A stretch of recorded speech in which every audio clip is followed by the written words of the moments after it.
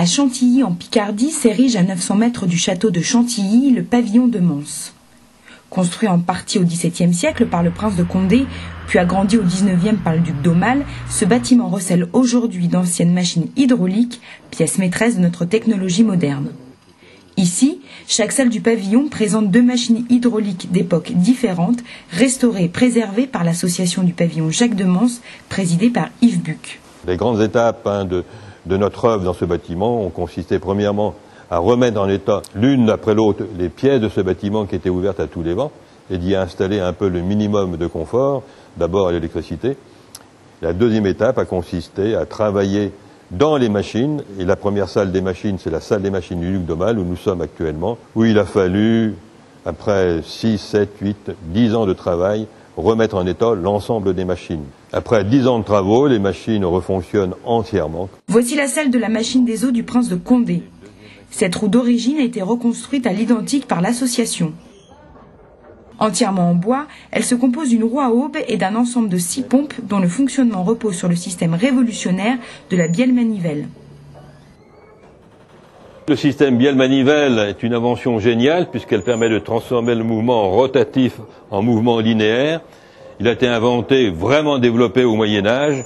Ce séculaire et ingénieux système, ici en modèle réduit, servait à puiser l'eau d'une source et l'élever pour remplir un réservoir alimentant les fontaines et jets d'eau du château de Chantilly. On retrouve les fameux composants mécaniques universels, le système bielle-manivelle et engrenage. Un engrenage ici permet d'entraîner cette manivelle, appelée aussi vilebrequin, qui entraîne ces petites bielles entraînent des balanciers de chaque côté, et ces balanciers entraînent les tiges de piston qui montent et descendent dans les cylindres.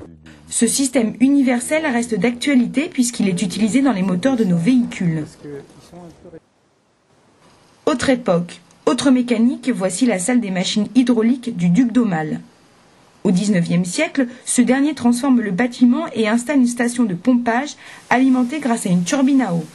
Celle-ci fournissait en eau potable la ville de Chantilly. La turbine à eau se trouve au fond de cette chambre d'eau.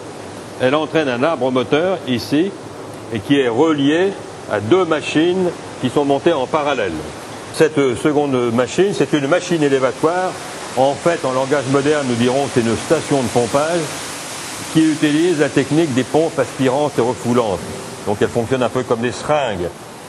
Et jusqu'au XIXe siècle, c'était la seule technique connue pour pouvoir remonter l'eau d'un point à un autre à très grande hauteur.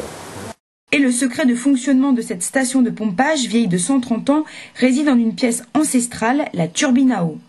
Principe que l'on retrouve dans notre technologie moderne, puisqu'elle demeure un des éléments essentiels des turboréacteurs. Seule différence, leur vitesse de fonctionnement.